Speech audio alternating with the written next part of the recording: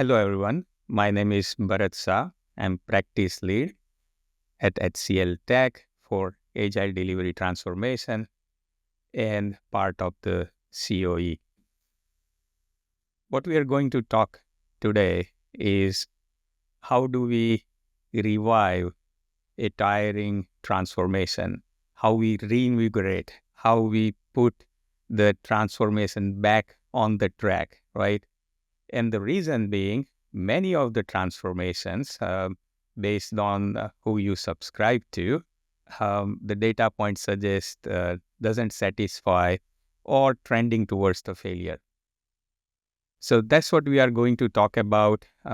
Primarily, the patterns will be based on the transformation paradox, where it should be successful based on all the groundwork we do, but success eludes most enterprises. With that, the key common challenges that we have found in many of the large-scale transformations. I'll give few examples. Lack of shared understanding, inadequate training, education, insufficient leadership participation, resistance to organizational change, lack of meaningful measures, low employee engagement, slow or inadequate feedback loop, right? To give you some examples, these are the top 7-8 things that we have seen in common large-scale transformations. We try to do is dig deeper and figure out, is there any causal relationship between this characteristic of transformation trending towards the failure? And what we found, it's very difficult to find that causal relationship. In other words, it is much better to dig deeper and find the root causes for your context, because that causal relationship, it's like many to many direction it may go for those top 7 or 8 reasons in a given context. We have done the work for you, and from my perspective as an SPCT, it boils down to 3 major categories of the root causes. Number 1, unrealistic expectations.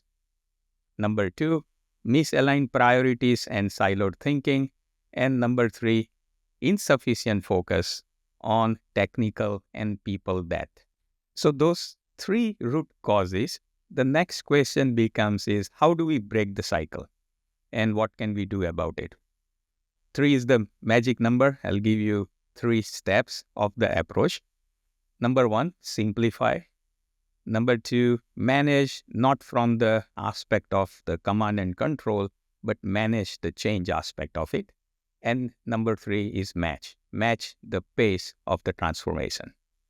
And we'll talk about how Scaled Agile Framework helps on those 3 specific approach steps that we can take to revive the large-scale transformation. All right, so let's talk about the Scaled Agile Framework on those 3 approach steps to revive the large-scale transformation. Number 1, simplify. Simplify means go back to basic, revisit key principles and values. What we found is many times it is much easier to find the common ground when we talk about principles and the values rather than the practices. So transformation-specific scenario and context, how you tweak the practices, let's take that off the table by just looking at what values and principles that we believe in. Transparency, visibility, prioritization, holistic system thinking, reorganize around value, change management, continuous improvement, right? That is much easier to convey the key message and simplifying how we are going to perform the transformation initiative. And that is an excellent point, and how Scaled Agile Framework supports that is all the training, all the material that we have, it highlights the need to start with the why, to understand the key principles, and then you contextualize the practices, right? So I'm not going to talk about the trainings and the offerings, but that's the key thing that's already embedded in the Scaled Agile framework. Number two, I mentioned is about the managing the change management aspect, the organization change management aspect. That's where, again, the Scaled Agile framework, its implementation roadmap, has been big help because it's based on those change management principles. Specifically, you start small, you identify a pilot, you identify one art, and then you expand and accelerate, right? That's the implementation roadmap.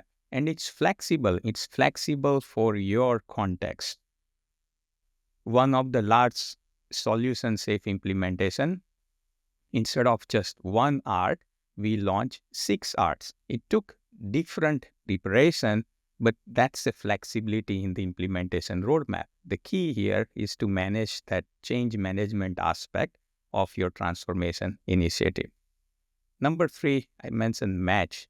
Match the pace of the transformation. This is a key findings of many transformation work that we have done. The pace of the transformation has to be in equilibrium of the appetite for a given organization and its context. So the third step of the approach, match the pace of transformation. We found in many large-scale safe implementation that baseline was never done properly. And that's important. Measure and grow various safe assessments throughout the path allows you to have those sensing mechanism, right, of your transformation initiative, so we can pace the transformation and keep it at the equilibrium of the appetite and the strategic direction of the organization. So, to summarize, we talked about how we assess the symptoms of large-scale transformation and intervene when we see it's trending towards the failure. We talked about how we identify the root causes and those 3 large categories of the root causes. More importantly, the revival approach, what I call a transformational kindness. And that involves simplifying, managing the change, and matching the pace of transformation. Thank you for listening.